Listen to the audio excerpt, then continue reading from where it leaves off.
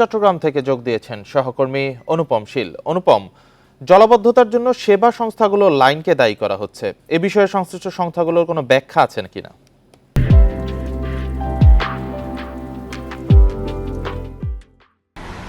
আসলে প্রত্যেক বছরই গত প্রায় ৮ বছর ধরে এই জলাবদ্ধতা নিরসন প্রকল্পটি চলছে এবং প্রত্যেক বছরই নতুন নতুন আশার বাণী শোনান চট্টগ্রাম উন্নয়ন কর্তৃপক্ষ। তো সেক্ষেত্রে কিন্তু আমরা দেখছি যে মানে বর্ষা এলেই কিন্তু হাঁটু থেকে কোমর, কখনো কখনো গলা পানিতেও ডুবছে চট্টগ্রাম। তো এই প্রেক্ষাপটে চলতি বছর তারা নতুন একটি সমস্যার কথা নগরবাসীর সামনে এনেছে। সেটি হচ্ছে যে সমস্ত খাল নালাগুলোতে চট্টগ্রাম উন্নয়ন কর্তৃপক্ষ কাজ করছে সেখানে অনেকগুলো সেবা সংস্থা, বিশেষ করে ওয়াসা, কর্ণফুলী গ্যাস এবং টিএনটি, এই তিনটি সেবা সংস্থা সবচেয়ে বেশি তাদের যে পাইপলাইনগুলো আছে সেই পাইপলাইনগুলো অপরিকল্পিতভাবে আছে বলে তারা এখন দাবি করছেন এবং সেখানে ময়লা আবর্জনা আটকে পানি চলাচলের পথ রুদ্ধ হয়ে যাচ্ছে বলে সিডিএ পক্ষ থেকে জানানো হয়েছে।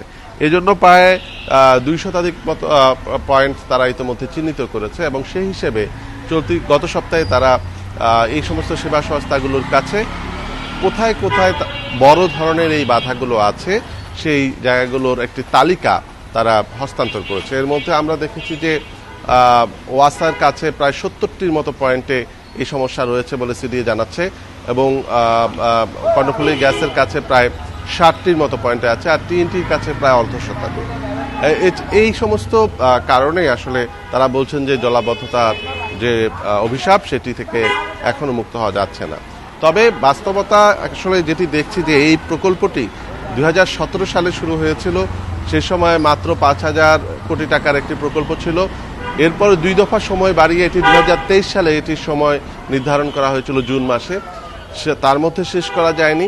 অবশেষে এটি আরও 1 দফা সময় বাড়িয়ে এখন 2026 সালের জুন পর্যন্ত এটির সময় বাড়ানো হয়েছে এবং ইতোমধ্যে যে 5,500 কোটি টাকার প্রকল্প সেটি প্রায় 8,500 কোটি টাকায় এসে দাঁড়িয়েছে। কিন্তু বাস্তবতা হচ্ছে যে এখনো এই চলতি মৌসুমেও প্রথম বৃষ্টিতে, মাত্র 8 ঘন্টার বৃষ্টিতে চট্টগ্রাম নগরীর বিভিন্ন এলাকা, বিশেষ করে নিচু এলাকা যেগুলো আছে, বহদ্দারহাট, চকবাজার, বাকলিয়া, এই সমস্ত এলাকায় কিন্তু হাঁটু থেকে কোমর পানি পর্যন্ত হয়েছে।